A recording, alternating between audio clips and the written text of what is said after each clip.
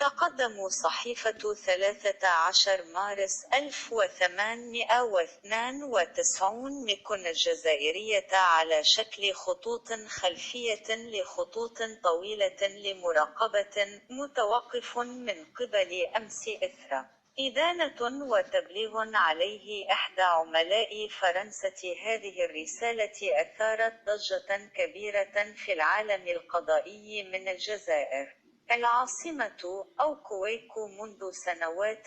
بلتير مفوض الأمن والمفتش يجلس لنطلق النار من هؤلاء تابع إلى تابلات، حيث يعيش عدو فرنسا محي الدين التوهامي مع عائلته في بيته الواقع أولاد أرجان بتابلات. وبعد وصوله إلى مدينة تابلات شرح بلتيه لتوهامي المهمة التي أوكلت إليه من قبل قاضي باركيه الجزائر العاصمة، وشرع في إلقاء القبض على توهامي محي الدين. وبعد فترة وجيزة من المفوض الأمني انتقل مفتشه وجي أندرز إلى مكان في المبنى الذي تشغله عائلة قايد محي الدين التوهامي لمحاولة اكتشاف رواسب أسلحة وذخائر سينيا لدين التنديد دون أن يفقد له سان إيرويد الابتسامة على الشفاه. أجاب توهامي محي الدين كان مستعد لتقديم البراهين على تبريره نفسه، مصرا على الخلافات بينه وبين الذين بلغوا عنه.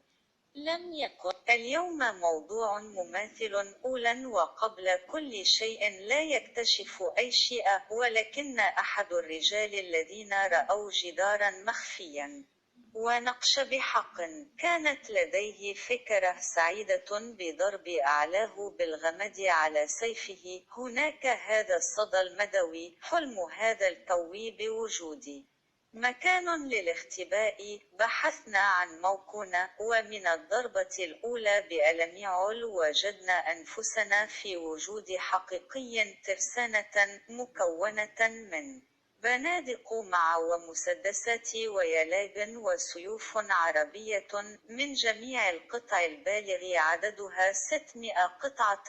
وبعد هذا الاكتشاف مباشرة تم التقاط الأسلحة واعتقال محي الدين التوهامي. وصل المتهم أمس مساء في نفس الوقت تلاوة الأدلة تحت حراسة جيدة بالجزائر العاصمة، حيث تم سجنه في السجن المدني. بدأ صباح اليوم التحقيق في هذه القضية الخطيرة. ستتاح لنا الفرصة للعودة إلى هذه المسألة. المزيد من التفاصيل.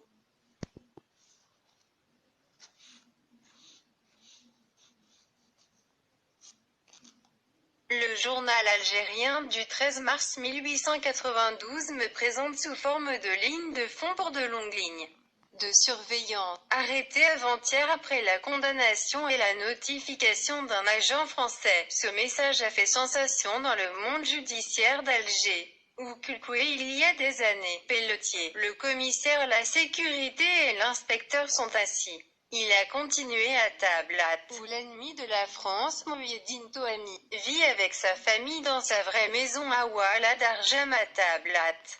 Et après son arrivée dans la ville de Tablat, Pelletier a expliqué la tâche qui lui a été confiée par un juge de parquet à Alger, et il a procédé à l'arrestation de Touhami Mouhidine. Bref, du commissaire à la sécurité, son inspecteur et les gendarmes se sont installés dans un local de l'immeuble occupé par la famille de Kuaïd et Mouhidine Tohami pour tenter de découvrir les gisements d'armes et de munitions du corps. Signal Eden dénonce, sans perdre son sang, héroïde, le sourire aux lèvres, répondit Touhami Mouhidine. Il était prêt à fournir des preuves pour sa justification, lui-même insistant sur les différences entre lui et ce qui rapportait à son sujet.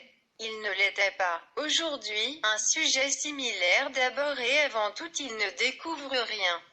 Mais l'un des hommes qui a vu un mur caché une inscription en vérité. Il avait une heureuse idée frappant le fourreau de son épée dessus. Il y a cet écho tonitruant. Ce coy a rêvé qu'il y avait un endroit pour se cacher.